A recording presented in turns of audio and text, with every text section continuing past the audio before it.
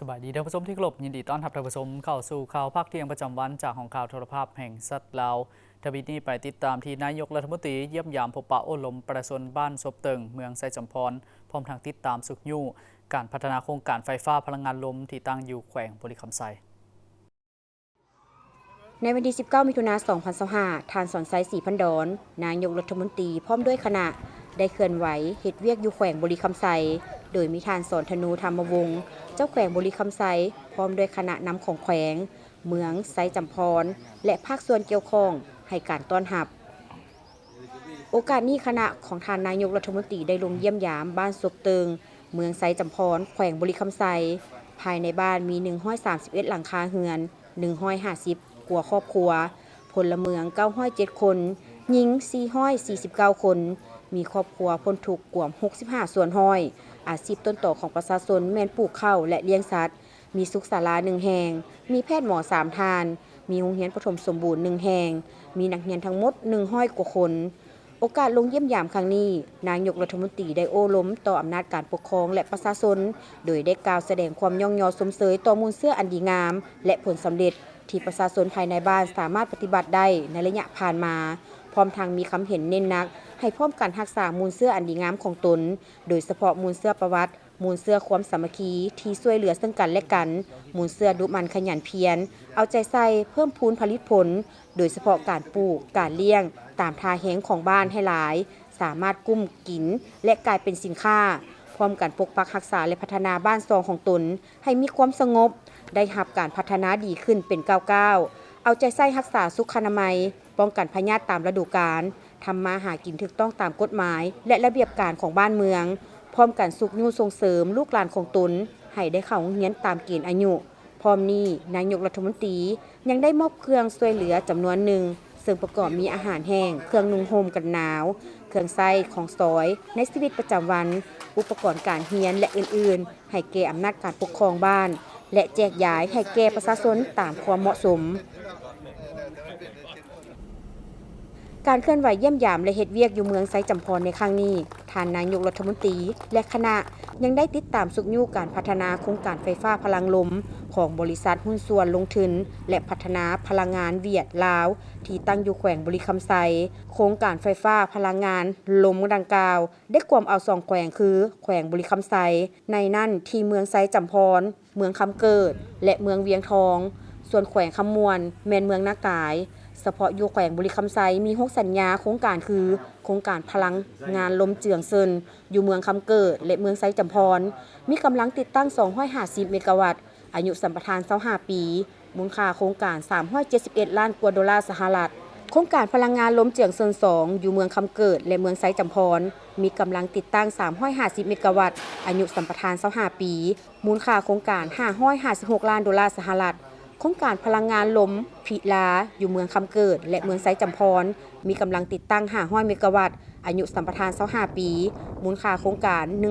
1,151 ล้านดอลลาร์สหรัฐโครงการพลังงานลมกาลองอยู่เมืองคำเกิดและเมืองไซจำพรมีกำลังติดตั้ง750เมกะวัตต์อายุสัมปทาน25ปีมีมูลค่าโครงการ822ล้านดอลลาร์สหรัฐโครงการพลังงานลมผาขาวอยู่เมืองเวียงทองมีกำลังติดตั้ง750เมกะวัตต์กำลังดำเนินขั้นตอนสัญญาพัฒนาโครงการและโครงการพลังแห้งลมน้ำตงอยู่เมืองเวียงทองและเมืองจำพรมีกำลังติดตั้ง750เมกะวัตต์กำลังดำเนินขั้นตอนสัญญาพัฒนาโครงการส่วนอยู่เมืองนากายแขวงคำมวนมี2สัญญาโครงการคือโครงการพลังงานลมจาลอและโครงการพลังงานลมเดอะไรซึ่ง2โครงการดังกล่าวมีกำลังติดตั้งโครงการละ500เมกะวัตต์ปัจจุบันบรรดาโครงการกำลังดำเนินขั้นตอนสัญญาพัฒนาโครงการในโอกาสเคลื่อนไหวติดตามและสุขยู่การพัฒนาโครงการไฟฟ้าพลังงานลมอยู่เมืองไซจำพรในครั้งนี้ท่านนายกรัฐมนตรียังได้ให้เกียรติเข้าร่วมพิธีเปิดกองทุนลบล้างเฮือนเครื่องถาวรสำหรับครอบครัวทุกยากอยู่แขวงบริคำไซพร้อมทางติดตามเบิ่งความคืบหน้าในการก่อสร้างสถานีไฟฟ้า220กิโลโวลต์ของโครงการพลังงานลมเจืองเซินและเบิ่งความคืบหน้าในการพัฒนาโครงรางพื้นฐานด้านประเพณีน้ำอ่อนด้านซ้ายแดนลาวเวียดนามตื่มอีกใน ในวันที่ 18 มิถุนายน 2025 ได้มีพิธีประกาศการจัดตั้งภายหลังโฮมกระทรวงแผนการและการลงทุนเข้ากับกระทรวงการเงิน โดยการเป็นประธานของสหายวิไลหลากคำฟอง กรรมการกรมการเมืองศูนย์กลางพรรคเลขาธิการศูนย์กลางพรรคของนายกรัฐมนตรีโดยมีคณะนำและพรรคส่วนที่เกี่ยวข้องเข้าร่วมในพิธีสหายสุขคำเพชรเฮืองบุตรดีห้องประธานกฎการศูนย์กลางพรรคต่างหน้าคณะรับผิดชอบปรับปรุงกงจักการจะตั้งได้ขึ้นผ่านเอกสารสำคัญซึ่งมีบางเนื้อในสำคัญดังนี้อิงตามการตกลงของกองประชุมกรมการเมืองร่วมกับคณะเลขาธิการศูนย์กลางพรรคข้างวันที่ 4 มิถุนายน 2025กรมการเมืองศูนย์กลางพรรคตกลงแต่งตั้งสหายสันติภาพพรหมวิหารกรรมการศูนย์กลางพรรคเป็นเลขาคณะบริหารงานพรรคกระทรวงการเงินประธานประเทศออกรัฐดำรัสฉบับเลขที่099/ปปทลงวันที่ 13 มิถุนายน 2025มาตรา 1 แต่งตั้งท่านสันติภาพพรหมวิหารกรรมการศูนย์กลางพรรคเป็นรัฐมนตรีกระทรวงการเงินอิงตามคำสั่งของคณะเลขาธิการศูนย์กลางพรรคฉบับเลขที่535/คลสพลงวันที่ 12 มิถุนายน 2025ว่าด้วยการยุบเลิกองค์คณะพรรคกระทรวงการเงินและองค์คณะพรรคกระทรวงแผนการและการลงทุนคณะเลขาธิการศูนย์กลางพรรคเห็นดี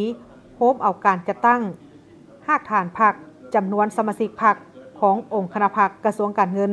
และองค์คณะพรรคกระทรวงแผนการและการลงทุนสร้างตั้งเป็นองค์คณะพรรคกระทรวงการเงินคณะเลขาธิการศูนย์กลางพรรคออกมติตกลงฉบับเลขที่549/คลสพลงวันที่ 13 มิถุนายน 2025ว่าด้วยการสร้างตั้งองค์คณะพรรคกระทรวงการเงินคณะเลขาธิการศูนย์กลางพรรคตกลงเห็นดีบ่งตัวแต่งตั้งคณะบริหารงานพรรคกระทรวงการเงินซึ่งประกอบมี9สหายหญิง2สหายเห็นดีบ่งตัวแต่งตั้งคณะประจำพรรคเลขารองเลขากระทรวงการเงินคือสหายสันติภาพพรหมวิหารเป็นเลขาบริหารงานพรรคสหายนางพรวรรณอุทวงศ์เป็นรองเลขาคณะพรรคสหายภูวงศ์กิตตวงศ์เป็นคณะประจำพรรคพร้อมนั้นหัวหน้ากองเลขาคณะปรับปรุงกงจักการจัดตั้งได้แจ้งมายังทานรัฐมนตรีกระทรวงการเงินทราบว่ากองประชุมคณะเลขาธิการศูนย์กลางพรรคได้รับร้องเอาโค้งประกอบกงจักการจัดตั้งขันกรมและบุคลากรดังนี้กระทรวงการเงินใหม่ประกอบมี17กรมและเทียบเท่าศูนย์สถิติแห่งชาติประกอบมี2กรมขึ้นกับและมี2หัวหน่วยวิชาการ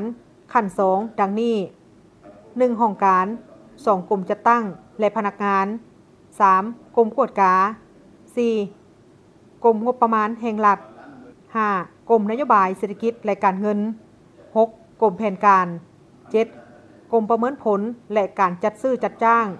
8กรมร่วมมือและการเงินสากล9กรมช่วยสหกรณ์10กรมภาษี11คลังเงินแห่งชาติ12กรมคุ้มครองทรัพย์สินแห่งรัฐ13กรมคุ้มครองวิสาหกิจรัฐลงทุนและประกันภัย14กรมคุ้มครองหนี้สาธารณะ15กรมคุ้มครองการบัญชี16กรมเทคโนโลยีข้อมูลข่าวสารการเงิน17สถาบันเศรษฐกิจการเงินมีหัวหน่วยสถาบันขั้น2คือสถาบันเศรษฐกิจการเงินสาขาภาคเหนือและสถาบันเศรษฐกิจการเงินสาขาภาคใต้18ศูนย์สถิติแห่งชาติมี2กรมคือกรมสถิติเศรษฐกิจและสังคมกรมสถิติสิ่งแวดล้อมและความมั่นคงสำหรับกรมคุ้มครองวิสาหกิจรัฐลงทุนและประกันภัยแม่นเห็นดีให้โอนเวียกคุ้มครองวิสาหกิจรัฐลงทุนที่เกี่ยวกับสิทธิหน้าที่ของคณะปฏิรูปวิสาหกิจไปขึ้นกับคณะปฏิรูปวิสาหกิจพร้อมด้วยพนักงานที่เกี่ยวข้องจำนวนหนึ่งละเอียดให้กระทรวงการเงินสมทบกับคณะปฏิรูปรัฐวิสาหกิจท่านวิไลหลากคำฟองได้มีคำเห็นต่อพิธีดังกล่าวนี้ว่าการประกาศการจัดตั้งในครั้งนี้ก็แม่นอิงใส่ทิศสีน้ำของกรมการเมืองและภายหลังที่มีการปรับปรุงนี้แล้วเสนอให้คณะพรรคคณะนำสืบต่อเป็นเจ้าการนำพาแนวคิดให้แก่สมาชิกพรรคพนักงานให้มีความรู้อย่างลึกซึ้งมีอุดมการณ์ที่เหนียวแน่นที่สุดแต่ในนั้นต้องได้สร้างความเป็นเอกภาพเพื่อให้มีความเป็นเอกภาพอยู่ในอุดมการณ์สร้างความเอกภาพอยู่ในคณะพรรคกระทรวงเอกภาพกับขันถึง เอกภาพกับการจัดตั้งเต้าโฮมความสามัคคีในระเบียบหลักการรวมศูนย์ประชาธิปไตยเฮ็ดเวียกเป็นหมู่คณะพรรคคณะนำกระทรวง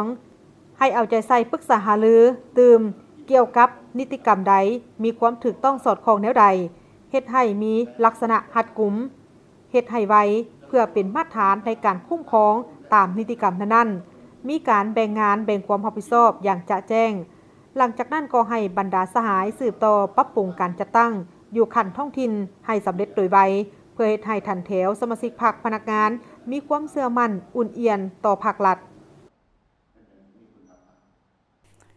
ในวันที่ 19 มิถุนายน 2025 กระทรวงยุติธรรมได้จัดกองประชุมเวียกงานปฏิบัติคำตัดสินของศาลประจำปี 2024 โดยการเป็นประธานของท่านไพวีศรีบริภารัฐมนตรีกระทรวงยุติธรรมมีบรรดาห้องรัฐมนตรีห้องประธานศาลประชาชนสูงสุดหัวหน้ากรมห้องกรมบรรดาคณะกองคณะแขนงปฏิบัติคำตัดสินของศาลทั่วประเทศเข้าร่วม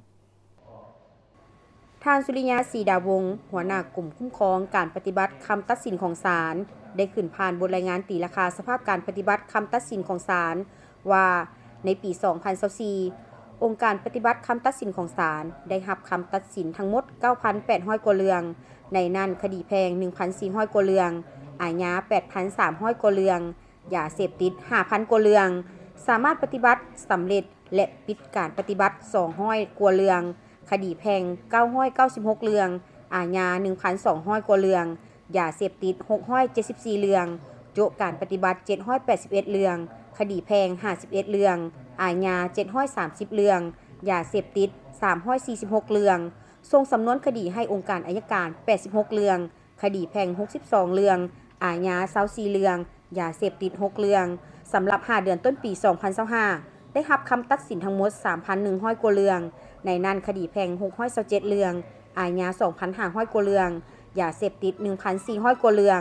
ปฏิบัติสำเร็จและปิดการปฏิบัติ 948 เรื่องคดีแพ่ง 441 เรื่อง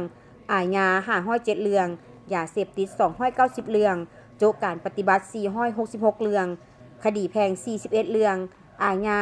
425 เรื่องยาเสพติด 288 เรื่องปัจจุบันมีคำตัดสินที่พวมปฏิบัติทั้งหมด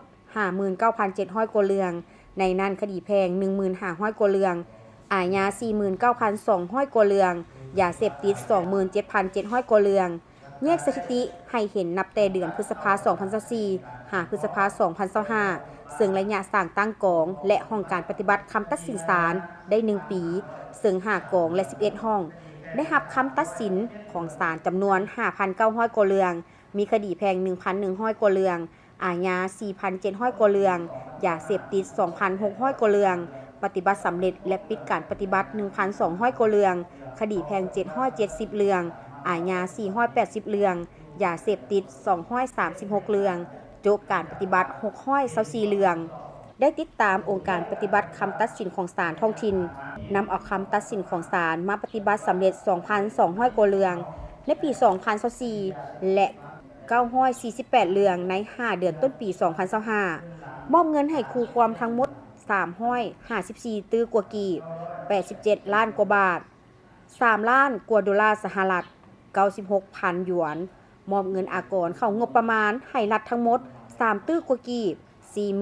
41,500 บาทมอบเงินปรับใหม่อาญาทั่วประเทศทั้งหมด 6 ตื้อกว่ากีบมอบเงินปรับใหม่ยาเสพติดทั้งหมด 13 ตื้อกว่ากีบได้กดการขึ้นบัญชีทรัพย์สินที่ศาลตัดสินฮีบหรือให้รัฐคุ้มครองมีที่ดิน 14 ตอนเงิน 8 หลังบ้านพัก 2 หลังรถใหญ่120คันรถจักร 1,319 คันเรือ 7 ลำรถอีแตน 1 คันคำ 28.8 กรัมพันธบัตร 200 ล้านกีบและทรัพย์สินอื่นๆคณะบริหารงานสหพันธ์กรรมบาลคณะโฆษณาโฮมศูนย์กลางภาคได้จัดกองประชุมครั้งที่ 7 ของตนขึ้นในวันที่ 19 มิถุนายนอยู่ที่ห้องประชุมใหญ่คณะโฆษณาโฮมศูนย์กลางภาคกองประชุมโดยการเป็นประธานของสหายวันตลาหลักนุชคณะบริหารงานสหพันธ์กรรมบาลคณะโฆษณาโฮมศูนย์กลางภาคโดยการเข้าร่วมของสหายคำพันธ์เผยยวงศ์เลขาธิการศูนย์กลางภาคเลขาคณะภาคหัวหน้าคณะโฆษณาโฮมศูนย์กลางภาคประธานสภาทฤษฎีศูนย์กลางภาคและสหายนางอริยวรรณอัคควงศ์ห้องประธานศูนย์กลางสหพันธ์กรรมบาลลาวบรรดาแขกและสมาชิกสหพันธ์กรรมบาลสหายวันตุลาหักนุช ได้ขึ้นเสนอห่างบทรายงานการเมืองของสหพันธ์กรรมบาลคณะโฆษณาโฮมศูนย์กลางพรรคครั้งที่ 7 ได้ยกให้เห็นด้านดีด้านอ่อนข้อขาดตกบกพร่องบทเรียนที่ถอดถอนได้และทิศทางต่อหน้าปี 2025 หาปี 2029 แสดงออกได้เอาใจใส่เวียกงานปกป้องสิทธิและผลประโยชน์อันชอบธรรมของสมาชิกกรรมบาลเอาใจใส่การจัดตั้งปฏิบัติข้อแข่งขัน5เป็นเจ้าขบวนการกีฬาอนามัยห้องการและปกปักรักษาความสงบในสำนักงานสหพันธ์กรรมบาลคณะโฆษณาโฮมศูนย์กลางพรรคได้เป็นเจ้าการปลุกระดมสุขยูบรรดาหากฐานกรรมบาลนำพาการจัดตั้งปฏิบัติข้อแข่งขันติดพันกับขบวนการต่างๆเป็นอย่างดีโดยเฉพาะขบวนการปฏิบัติมาตรการสกัดกั้นป้องกันควบคุมและแก้ไขพยาธิโควิด -19 การบริจาคเลือดเพื่อช่วยเหลือสังคมและขบวนการอื่นๆเคียงคู่กันนั้นยังได้เอาใจใส่เคลื่อนไหวเฮ็ดเวียกวิชาเฉพาะของกลุ่มห้องการวารสารหนังสือพิมพ์มีผลสำเร็จตามระดับคาดหมายโดยสุมใส่ผันขยายมติกองประชุมใหญ่ครั้งที่ 11 ของพรรคและมติกองประชุมใหญ่ครั้งที่ 5 ขององค์คณะพรรคคณะโฆษณาโฮมศูนย์กลางพรรคแผนพัฒนาเวียกงานโฆษณาโฮมฮอดปี 2025 อย่างเป็นขบวนฟดฟื้นได้สร้างปรับปรุงและพิมพ์จำหน่ายเอกสารในขงเขตเวียกงานการเมืองแนวคิดเวียกงานอบรมก็คือบรรดาเอกสารกองประชุมครบคณะบริหารงานศูนย์กลางพรรคแต่ละครั้งบรรดามติคำสั่งแต่ละระยะพร้อมทั้งเป็นเจ้าการพันขยายออกคำแนะนำและเอกสารต่างๆในการจัดตั้งปฏิบัติให้บรรดาองค์คณะพรรคขั้นต่างๆตามภาระบทบาทตามการมอบหมายของขั้นถึงประสานสมทบกับองค์การจัดตั้งขั้นต่างๆทั้งศูนย์กลางและท้องถิ่นจัดตั้งการโฆษณาปาฐกถาฝึกอบรมและติดตามเก็บกำสภาพแนวคิดหางเสียงสังคมปรับปรุงและพัฒนาเวียกงานข้อมูลข่าวสารเป็นต้นเว็บไซต์ระบบอิเล็กทรอนิกส์อย่างกว้างขวางกว่าเก่ากองประชุมครบคณะครั้งปฐมฤกษ์ของคณะบริหารงานสหพันธ์กรรมบาลคณะโฆษณาโฮมศูนย์กลางพรรคได้เป็นเอกภาพเลือกเอาสหายวันลาตีคำวานวงศาเป็นประธานคณะบริหารงานสหายภูวันสุวรรณเป็นรองประธานสหายฤทธิ์สมัยเพ็งสวรรค์เป็นรองประธานและเป็นประธานกวดกาสหายนางคำพัดคูณวิทองเป็นรองประธานกวดกา